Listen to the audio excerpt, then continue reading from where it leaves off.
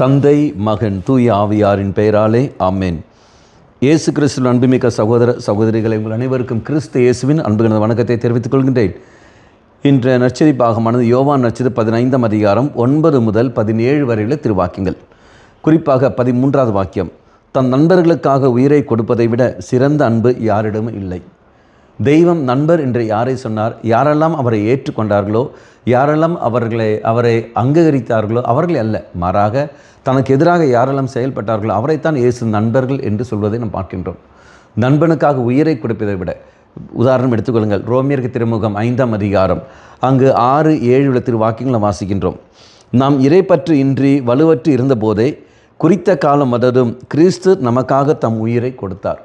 இனி 7வது, நேர்மையாளருக்கு ஒருவர் தம் உயிரை கொடுத்ததிலே அரிது. ஒருவேளை நல்லவர் ஒருவருக்காக யாரேனும் தம் உயிரை கொடுக்க துணியலாம். ஆனால் நீ நான் பாவத்தில் இருக்கிற சமயத்திலே தெய்வம் உனக்காக எனக்காக உயிரை கொடுத்திருக்கின்றார். அப்போ நான் பாவத்தில் இருக்கிற பொழுதே, நாம் பாவியாக இருந்த போதே தெய்வம் உயிரை கொடுத்தார் என்றால் நீயும் நானும் அதே மாதிரி தான் செய்ய வேண்டும். அவருடைய அர்த்தம், மற்றவர்களை மன்னித்து வாழ்வது, அன்பு செய்து வாழ்வது. அப்படி மன்னித்து வாழ்வது, அன்பு செய்து வாழ்வது கோழைத்தனம் அல்ல. மாறாக அவன் செய்கிற பணிகள் எல்லாம் நான் அங்கீகரித்து விட்டேன் என்ற அர்த்தம் அல்ல.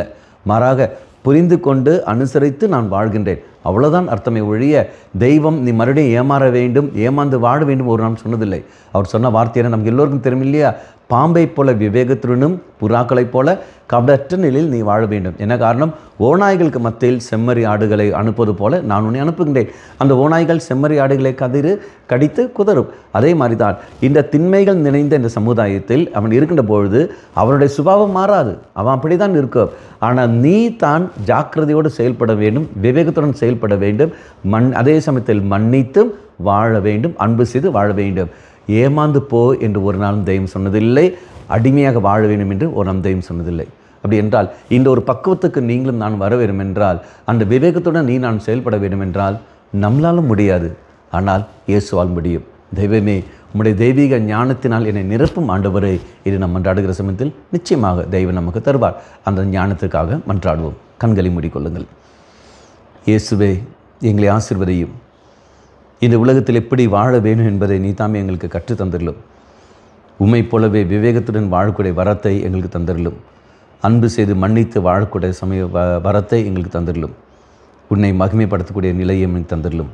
அம்மா மாதாவே, தெய்வ மாதாவே, எங்கள் மாதாவே, என் அன்னையே, விசேஷமாக எங்களுக்காக பரிந்து பேசும். ஆமேன். தந்தை, மகன், தூய ஆவியாரின் பெயராலே ஆமேன்.